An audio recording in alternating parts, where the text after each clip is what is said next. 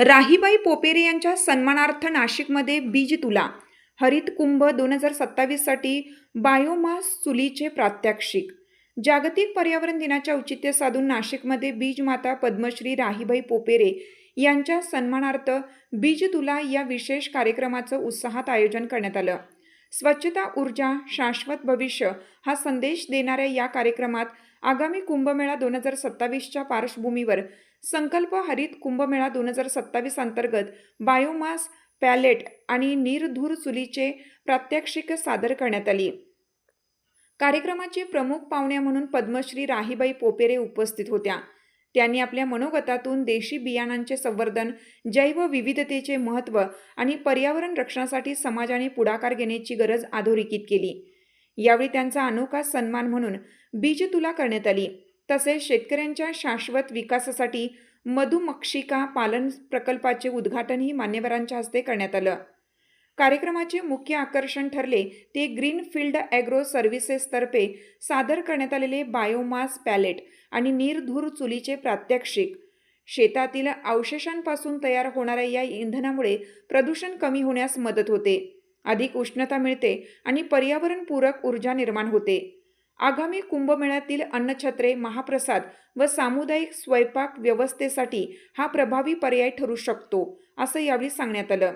या उपक्रमामुळे शेतकऱ्यांना शेती कचऱ्यापासून अतिरिक्त उत्पन्न मिळण्याबरोबरच महिला बचत गट आणि युवकांसाठी रोजगाराच्या नव्या संधी उपलब्ध होऊ शकतात, अशी माहिती आयोजकांनी दिली.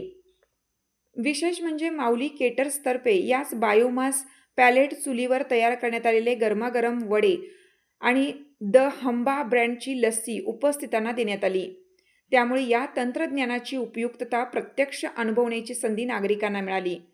या कार्यक्रमास प्रमुख पाहुणे म्हणून पद्मश्री राहीबाई पोपेरे, महापौर हिमगौरी आडके, गटनेते श्याम बडोदे तसेच मंत्री गिरीश महाजन यांचे OSD संदीप जाधव उपस्थित होते. तसेच भाजप जिल्हाध्यक्ष सुनील केदार, उद्योजक पिनुजी हिरे, उद्योजक बापू पिंगळे, समाजसेविका सोनल दगडे, विजयभाऊ सहाने, द हंबा ब्रँडचे संचालक दीपक आव्हाड, अमोल गोरे यांच्यासह अनेक मान्यवर आणि नागरिक मोठ्या संख्येने उपस्थित होते. या कार्यक्रमाने आगामी कुंभमेळा 2027 अधिक हरित, पर्यावरणपूरक आणि प्रदूषणमुक्त करण्याच्या दिशेने एक महत्त्वपूर्ण पाऊल उचलल्याचे मत उपस्थितांनी व्यक्त केले. पर्यावरण कामाचं आणि मला एक खूप आनंद झाला का हे काम कोणी नाही करत. हे नाशिक आज उभं राहून नदीचं, पाण्याचं आणि झाडांचं काम करतंय. मला खूप अभिमान वाटतो. आणि आता सर तिथं म्हणतात तिथं प्रत्येक माणूस कागद ठेवून बोलतं, मोबाईल ठेवून बोलतं. मला मोबाईलही कळत. आता इथं बरंच काही तुम्ही शिक्षण घेतले, प्रशिक्षण घेतले. मी तर काहीच नाही घेतलं. मी फक्त माझं माहेर आणि सासर कोंबळणच गाव, त्याच गावामध्ये जन्मभूमी आणि कर्मभूमी त्याच गावामध्ये. पण काही दिवसांनी हे काम मी फक्त अनुभवातूनच सुरू केलं. आणि मला लहानपणापासून अपेक्षा होती समाजात काम करायचं, पण माझी परिस्थिती खूप नाजूक होती. आता मगाची त्या बाळांनी विचारलं तुम्ही शिकलेल्या नाही. मला बरेच लोक विचारतात तुम्ही शिकलेल्या तर नाही, कधी अंगणवाडी बालवाडी माहीत नाही. मी मानाने आज सांगते का मी शाळा नाही शिकले, पण मी निसर्गाची शाळा शिकले. आणि मला हे निसर्गाने शिकवलं आणि ह्या जंगलातल्या पाना फुलांनी शिकवलं. कारण मी लहानपणापासून त्यांच्यातच होते, तेच काम केलं. मी फक्त शेती आणि माती, इतर मला कुठंच माहिती नव्हतं. आणि ते फक्त माझ्या स्वतःच्या अनुभवातून आणि एक माझ्या वडिलांच्या पुण्यातून.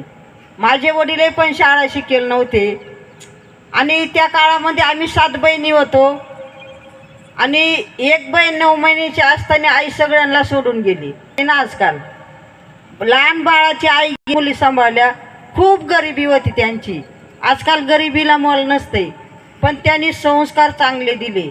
शेतीकाम शिकवलं, कोणत्या गाई म्हशी वळल्या. माझ्या वडिलांनी सावळ बसवायचे आणि समाजात कसं बोलायचं, कसं काम करायचं, कसं वागायचं हे त्यांनी शिकवलं.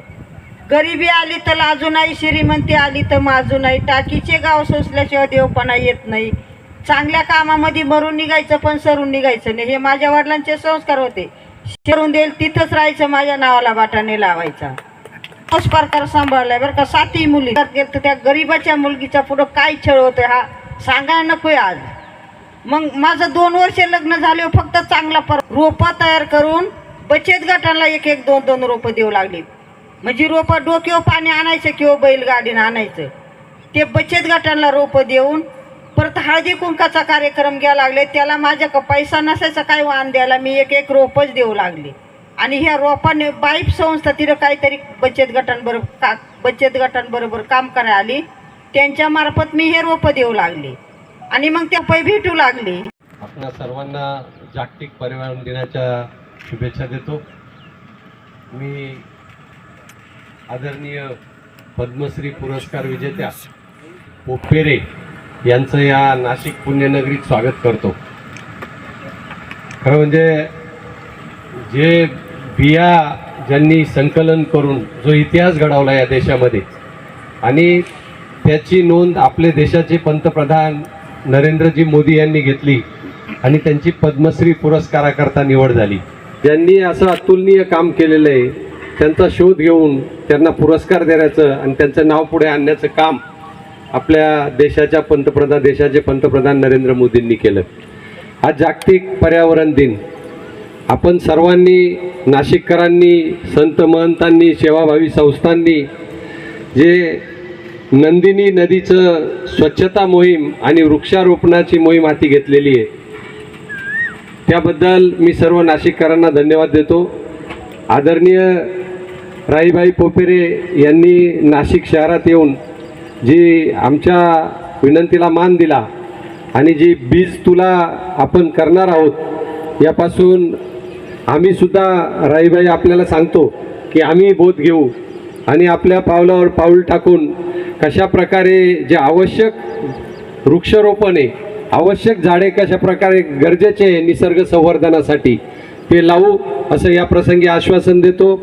खरं म्हणजे या कार्यक्रमाला आपले सर्वांचे नेते, कुंभमेळा मंत्री, जलसंधारण मंत्री गिरीश भाऊ महाजन येणार होते, परंतु शेतकऱ्यांचा काही विषय जिल्हाधिकारी कार्यालयात जास्त उशीर लागला आणि त्यांना इथून परत दिल्लीला जायचं आहे आणि तिथून परत मला वाटतं पंजाबमध्ये त्यांना जायचं आहे, त्याच्यामुळे ते आलेले नाही.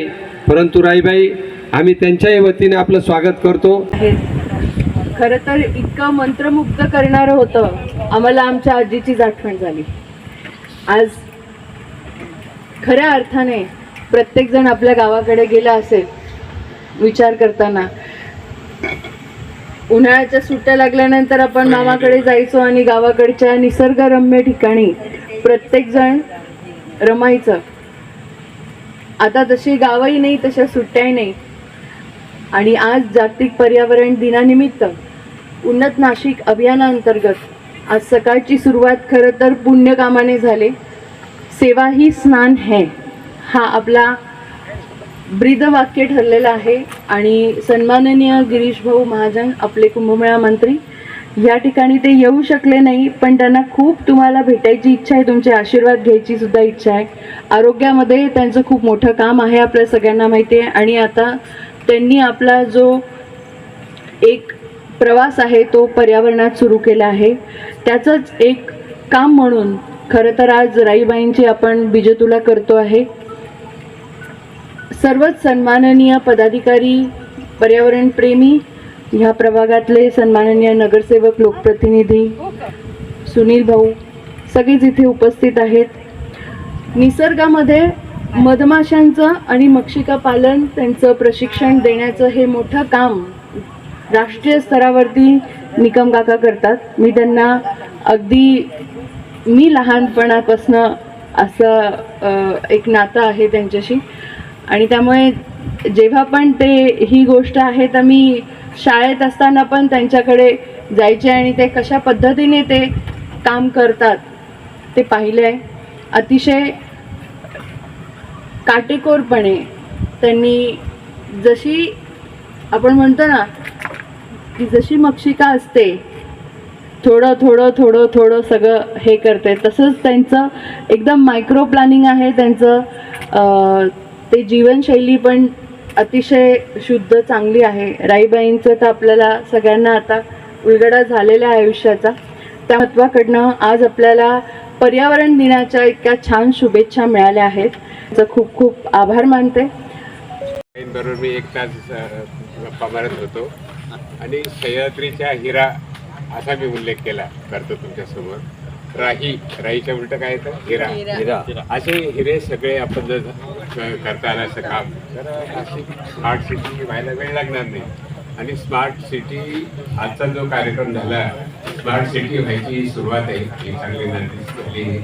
हा प्रकल्प मला वर्षच वाटतं मधमाशा पालन, शास्त्रोक्त पद्धतीने मधमाशी पालन. आता महाराष्ट्रात एकच अशी नगरपालिका असेल महाराष्ट्रातली, नाशिक महानगरपालिका, तिथं हा प्रकल्प आपण सुरू करतो आहे. मधमाशी मित्र कीटक आहे, मधमाशी मित्र कीटक आहे ही आपल्याला महाराष्ट्राला ओळख करून द्यायची आहे. आणि मी मगाशी ताईशी ओळख होतो, सिडनीमध्ये माझं वास्तव्य 3 महिने होतं. प्रत्येक घराच्या पाठीमागे, प्रत्येक बंगल्याच्या पाठीमागे बॅकयार्ड बीकिंग म्हणजे अर्बन बीकिंग, शहरातला मधमाशा पालन. आणि आपण न चावणाऱ्या माशा आपण इंट्रोड्यूस करू शकतो. आणि ह्या चावणाऱ्या माशा आहेत सागरी मधमाशा, पण स्टिंगलेस वीज. माझ्या घरी तुम्ही जर आला तर मी 20 वर्षापासून मधमाशा पाळतो. एक मधमाशीचं आणि चावला तरी फायदा आहे. एक मधमाशीचं वैशिष्ट्य सांगते. मधमाशी जर आपल्याला चावली तर तिला आग होईल, थोडंफार सुजल, पण आपल्या अंगात जे जीवनशक्ती आहे, जीवनद्रव्य म्हणजे विषारी, हे सगळं ती मधमाशी चावली तर ते सगळं मरून जातात. आणि आपल्याला आजार पण मधमाशी चावले, आजार पण दुसरे कुठले होतील. करोना काळात जे बीकिंग करत आहे मधमाशा पाळणे, करोना झाला नाही. सगळ्यात महत्वाची गोष्ट म्हणजे इम्युनिटी वाढते. आता याच्यात इथे उपस्थित पर्यावरण स्नेही असतील, कोणाला जर बीटी असेल ना, तुम्ही घरी मधमाशी पाळा. असे म्हणजे माझ्याकडे बरीच पुस्तक आहेत. मी आता हा इव्हेंट उद्घाटनाचे सविस्तर माहिती एक मोठा कार्यक्रम आपण करू. सत्यवार्ता मराठी न्यूज नाशिक.